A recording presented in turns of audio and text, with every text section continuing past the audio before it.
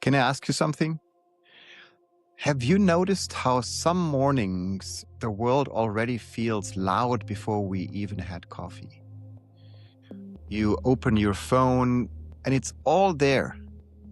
War, climate, politics, markets, your notifications, everything. And sometimes you don't even remember what you read. You just feel it. That little tightening that's happening, like your body is getting ready for something. And I was talking to someone recently, a leader I really respect. She told me she falls asleep with the news playing in the background. And I asked her why. And she said something interesting. If I don't stay informed, I'm not doing my job. And that really stayed with me. Because I think a lot of us feel that. If we know more, we're doing more. But are we really? Or are we just carrying more? Your nervous system reacts the same way whether something is happening next door or across the world. It doesn't sort by geography. It just reacts. And if that happens every day, you start to feel small, like you're plugged into everything and steering nothing. That's a heavy place to live. So maybe the better question isn't what's happening out there. Maybe it's simpler. What can I do next? Not the whole future, just the next step. I saw something this weekend that reminded me of that. At the Super Bowl halftime show, this huge message flashed across the stage.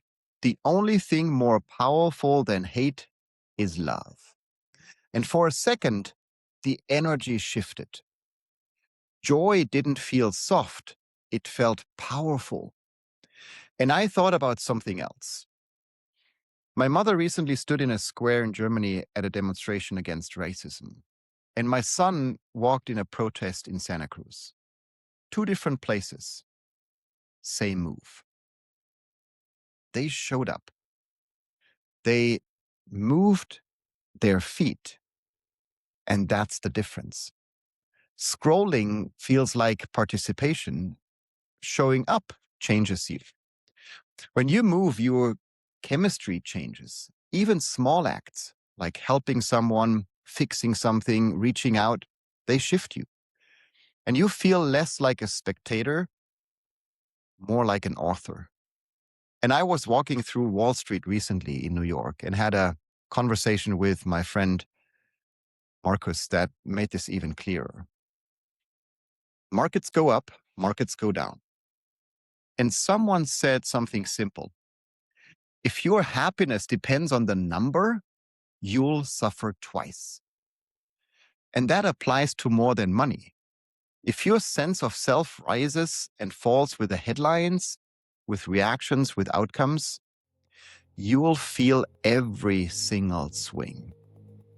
But if you stay anchored, the world can move without taking you with it. So here's what I'm trying. For 24 hours, I pause the global feed. And instead of absorbing, I create.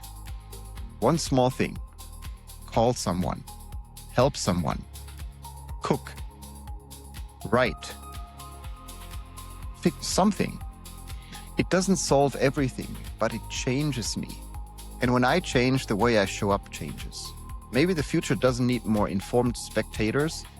Maybe it needs more grounded participants. So when things feel overwhelming, I come back to this. What can I do next? Just the next thing. And then do it. That feels lighter. That feels real. What is your next step?